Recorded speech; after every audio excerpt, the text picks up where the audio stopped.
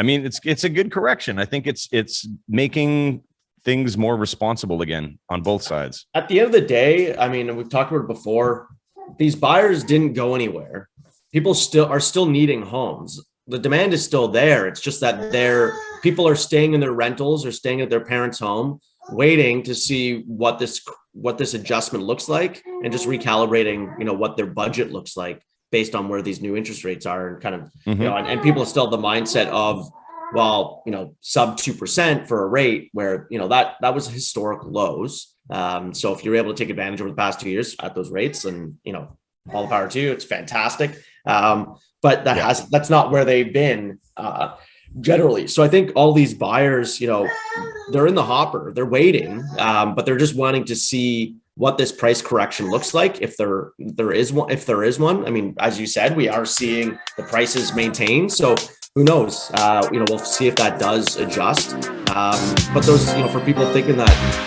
You're listening to the Ottawa Real Estate Podcast with your hosts, Paul Stevenson, David Warren, and Greg Campbell. Let's see what's going on in the world of real estate today. I didn't even realize I have a Friday wrap-up mug.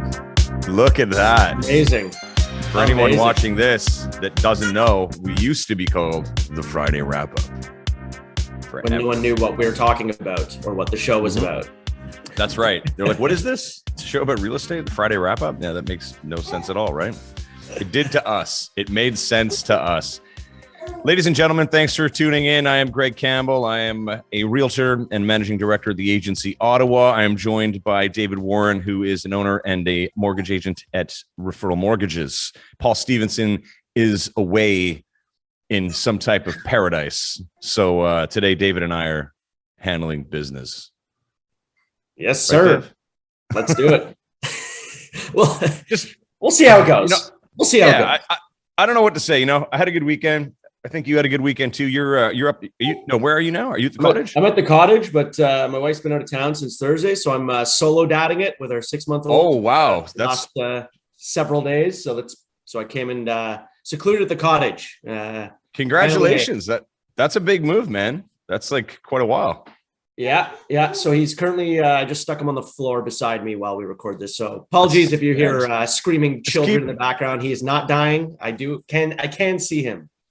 Parents, just keep those babies on the floor. Just keep them on the floor. I don't know what that means. So what's going on? What's shaking? What's shaking is that a lot of people are panicking, and I understand why they're panicking. I did a little Facebook Live thing last week just to chat. It didn't go so well. I hadn't done a live in a while, so it took me a couple of minutes to get it going. But I was just talking about in general with the market where pricing homes right now is very challenging. And I have, after doing my research and having conversations with some other people, we're kind of inclined to tell sellers right now what they don't want to hear when we meet them is that you're looking at pricing. Pricing right now should be closer to fall 2021 prices. So I'm saying just look at, and that's almost like a 10% decrease from what the last 5 months have been, which I think is warranted based on everything changing with the rates going up. But it's challenging in the effect that a lot of people who may have bought closing in the fall, paid top dollar in the last few months, and they're expecting to get a certain amount for their home now, which they may not get. So this is, we've talked about this forever. Some people listen, some people don't, but we've said this is something that could happen at some point, and it is happening. I think the people that might get hurt the most will be the ones that are trying to have bought new builds closing the end of this year, based on their projected sale price for their current home, because there's no way, and people are going to have to pull money from other sources. So it's going to get a little tricky. I don't know if we're going to start seeing headlines of, this being like a thing where citizens of Canada can no longer afford these homes that they purchased at the beginning of 2022. And now they're going into filing bankruptcy or something like that. I don't think it's going to turn into that. That sounded kind of devastating what I just said, didn't it? Yeah. That was very, if that was to happen. Yeah. It was I'm not trying to scare you. I'm not trying to scare you here. I'm just saying, get your shit together now. Like if you have something closing in the fall and you don't have your house on the market yet or haven't sold it, and you're depending on a lot of the money from that house, just start having the conversations with your professionals now, especially with the bank, because there's ways to make it work. And we're not talking like huge numbers, I don't think, here. I mean, if anyone's off, but there could be a $50,000, $100,000 discrepancy for some of these people. Like I think, we were. Go ahead. I think the new build aspect is you're right on point with regards to down payment and that being affected from the sale, but also people that signed new build purchase agreements based on the qualifying rate of 5.25%, because that's what we were at for fixed and variable. And now, right now, if you're closing on your new build, you're having to qualify at the 5-year fixed plus 2%. And so in a lot of cases with a lot of banks, that's 6.25% to 6.5%, 6.75%. So there is a big difference, and that has eaten away at a lot of people's affordability. So if you qualified or you bought at the max of what you were qualifying for, and then you go and not be able to sell your home or get the equity out that you were anticipating for the down payment, I think there will be a number of people that are having to scrounge and really kind of get other co-borrowers on, like parents co-signing or more gifted down payment, things like that. So to your point, I think getting the ball rolling sooner than later on getting that approval locked in or getting your place listed, knowing what the heck your numbers are instead of waiting to the last minute, because I think there will be a number of people scrambling. But yeah. Yeah. And I mean, like we've got some more listings coming out, which is crazy. Like right now I have a rental and I have 2 properties up for sale. And usually I'll have one and then it's sold, one sold. So we're getting back to that era where we actually have an inventory. Like, some agents will have multiple homes for sale. And it's, back to having those conversations and, meeting expectations and making sure everybody's aware. So again, I know I've said this before, whenever I go into a scenario, a situation, I tell them, I'm like, this is what is happening. This is what I think. They'll usually have a different idea. And then if they want to try their idea first, we'll work with that and then work our way backward, like how you used to, right? If you're priced too high. And the buyers are just, even the ones that I have who are active are still just sitting and waiting for that perfect house now, because now they can. Yeah. Yeah. And I spoke to a couple of realtors though that this past week that all of them commented that they like the market slow, like where there's more options. Yeah. And where Absolutely. There's, where you're able to have conversations and actually call the other realtor, learn more about the property, go see it several times. I had a couple of clients look at properties, 2 separate sets of clients, look at property on Thursday and Friday. There was an open house on Sunday. They're like, we're going to go back and take a look at it again. And, we're going to run our numbers and this and that. And, as opposed to that pressure that they have to, they can't even go look at it, or they have to see it once and make a split decision. It is really nice. And the realtors I spoke to, they thoroughly enjoy it. I know we always got comments on a lot of our videos of people saying, well, realtors and mortgage brokers like it when prices are being driven up because they make more money, things like that, which is just ludicrous. None of us actually enjoy when the market is just like uncontrollable. It's discouraging for buyers, for sellers. It adds a whole layer of stress and anxiety on at least on the mortgage broker's part, when people are just firing in unconditional on everything. So it'll be interesting to see how things kind of play out. And to that point, last week, the Bank of Canada did raise the overnight lending rates, which affects variable rate mortgages and unsecured debt. So they raised it by 0.5%. So this is the second time that they've raised it 0.5%. this hasn't been done before in history. It had been 30 years prior. When they did it a couple months ago and raised 0.5%, it hadn't been done in 30 years of raising it that much. Typically, it's a quarter point at a time. So those of you that are buying a new build, or those of you looking at what you can qualify for because the fixed rate qualifying is that much higher, the variable rate qualifying is still at 5.25%. So for those of you that are looking or shopping or buying a new build and you're thinking fixed, really, you might want to pivot and look at variable or have that discussion, because that will help with from a qualifying perspective. And it still is, valuable to go variable with where the differences are at, even with the pricing, with the rate increase of where it's at. Yeah. And I think, I want to bring back that point that we talk about occasionally over the past year, that people really need to start doubling down on their mortgage payments if they can. Anything. If it's an extra $50 a month, if it's an extra $100 a month, because as the rates increase, you're going to have to get used to making that payment eventually. So why not start now and pay more into your principal? Yeah. I mean, you're just you're padding in. Not only are you paying off the principal quicker, you're paying less interest, because your monthly payments, how much it's going to interest is recalculated on a monthly basis. So if you pay down that mortgage quicker, the amount your payment isn't going to change, but the amount going to interest and going to principal will adjust within that payment. So if you're making lump sum payments or speeding up your payment, like Greg's mentioning, that'll just benefit you, going forward as well, paying it down quicker, less interest, etc.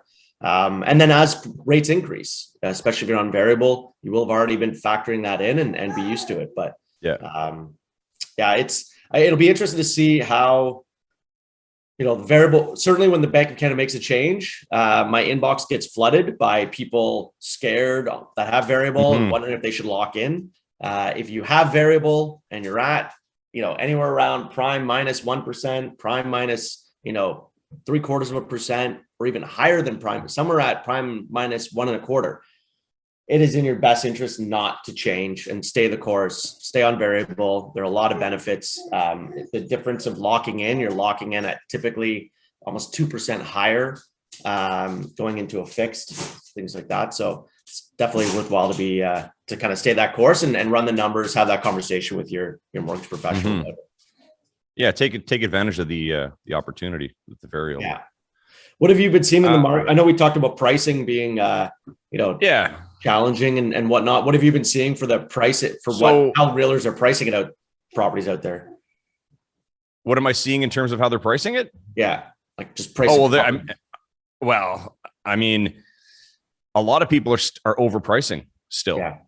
So like the price drops you're seeing on some, some properties will come out and then they'll do like a $50,000 reduction a week later, which is, kind of crazy. Usually, traditionally you would never see anything like that, but it's one of these things where everyone's kind of like, well, you know what, let's just try for this and see what happens. But then at the same time, you'll see one at, 800, then it'll drop to 750. Then the neighbors comes up at 7 or 650 holding offers.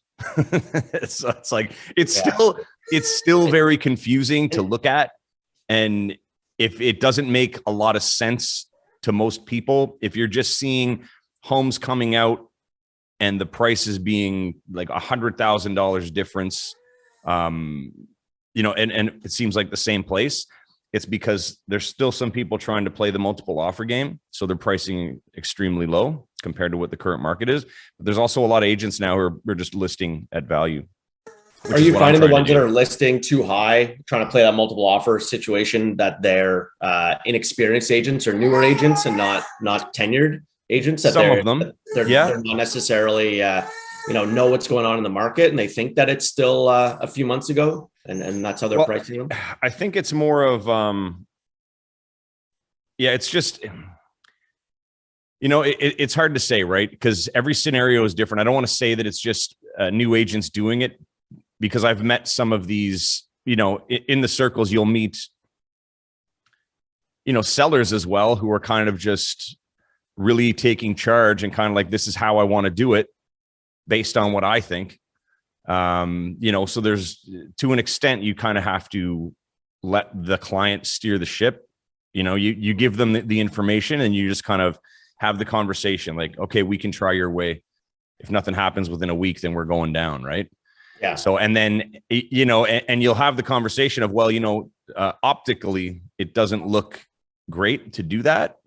You do one drop, but if you keep dropping down and you're not selling, then it kind of looks like, oh, okay, well, we can go in and get this place for a deal now, because clearly they overshot it at the beginning. But, I think, the homes are going to sell. Like right now, people still, it's not a crash, it's a correction. We're just, the last 6 months was just kind of a really strange place that we were in. And there was a lot of panic, I guess, because people just thought it was going to keep going up.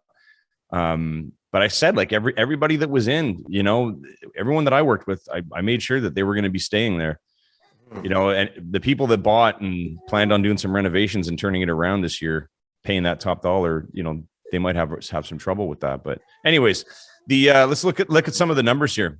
Sure. I'm going to have a nice graph for everyone next week, but for today, just because these came out on Friday, so I just want to let everybody know. So we sold, because this is interesting data to have. We sold 1,846 residential properties in May through the MLS, compared to 2,285 in May 2021. That's a decrease of 19%.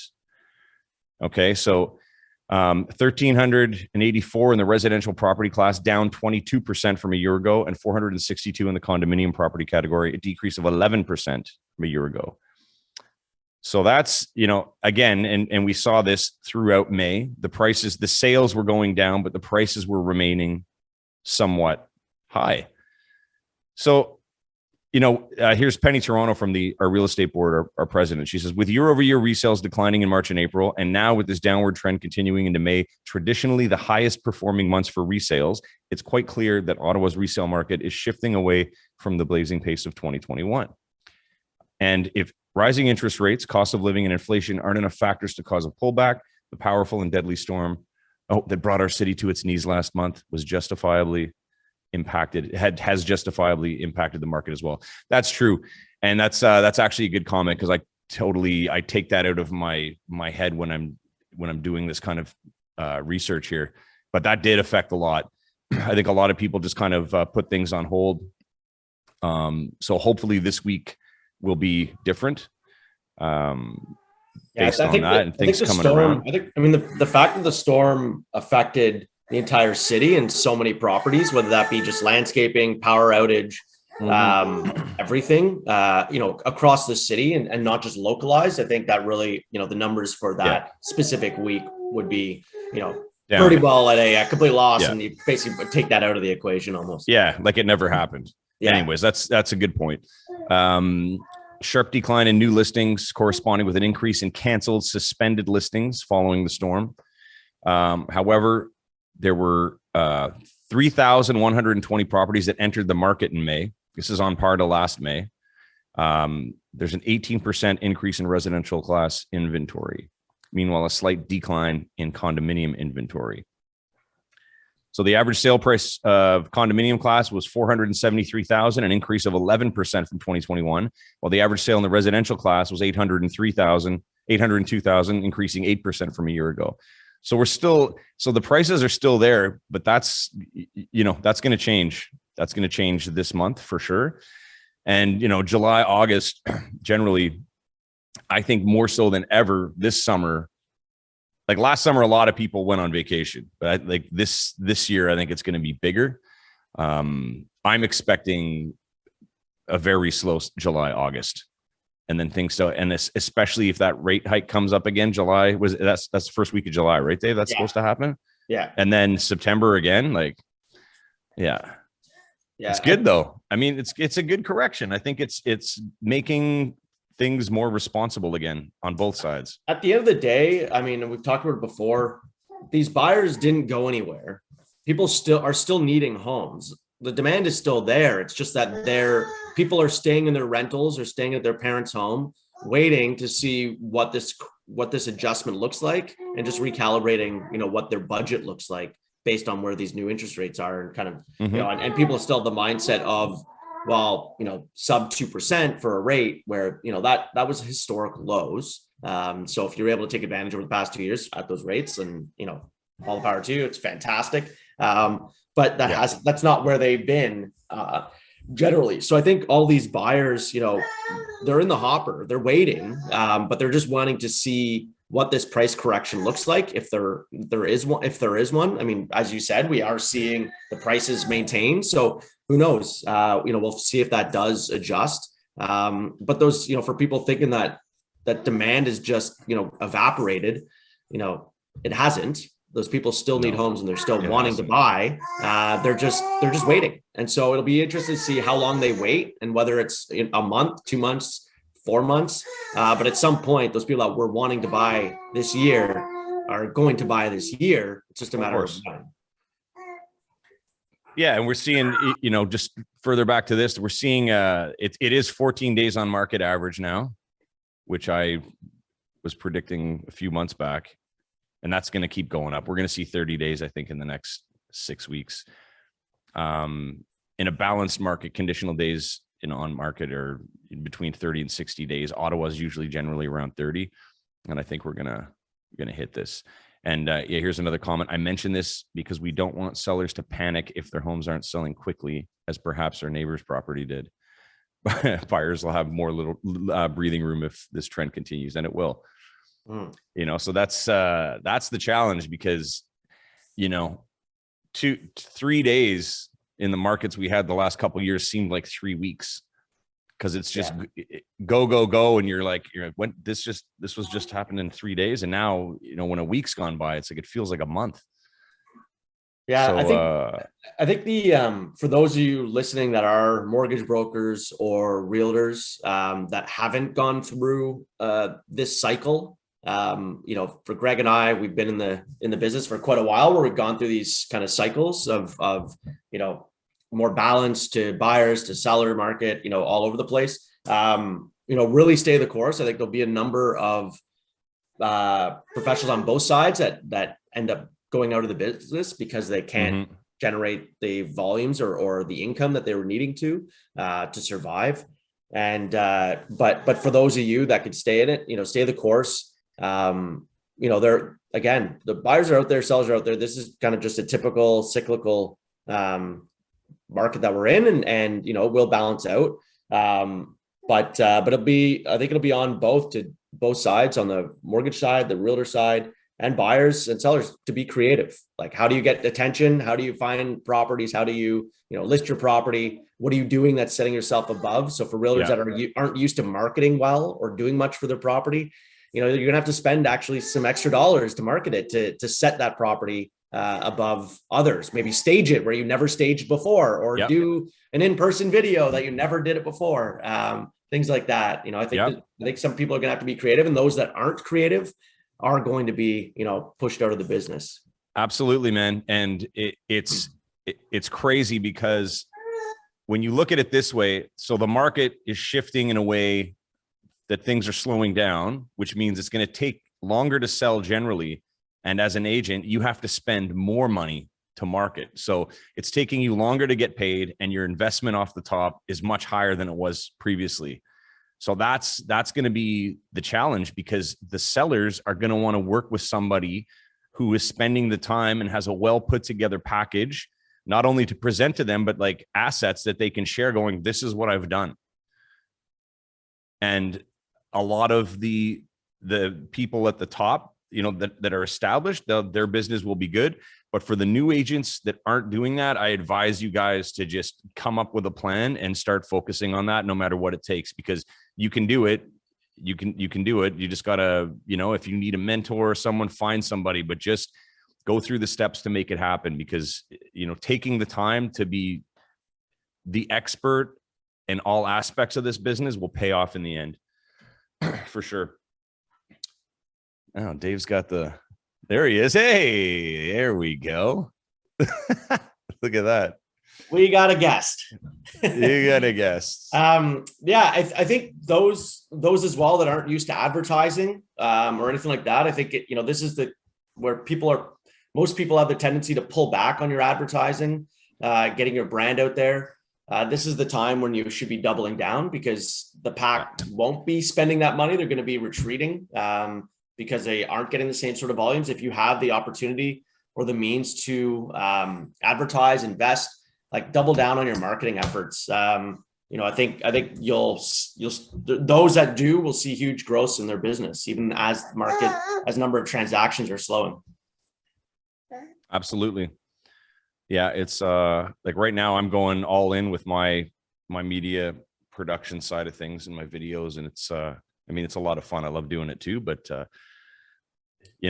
hopefully that pays off. It was interesting just based on that. I put together like my first, presentation I had to do for a seller that I didn't really have any contact with. Like it was just kind of like a brand new thing. And I was like, man, I was happy that I've been doing this long because I was looking, I'm like, this looks pretty good.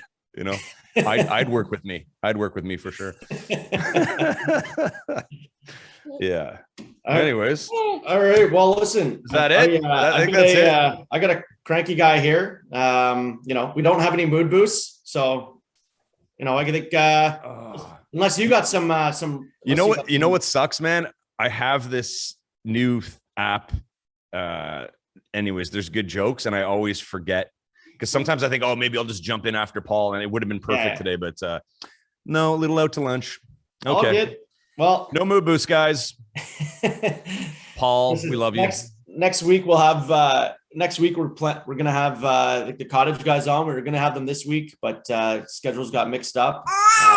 And it was cool. They told me that like next week or maybe after, they said that it's a very, very, very slow start to cottage season sales.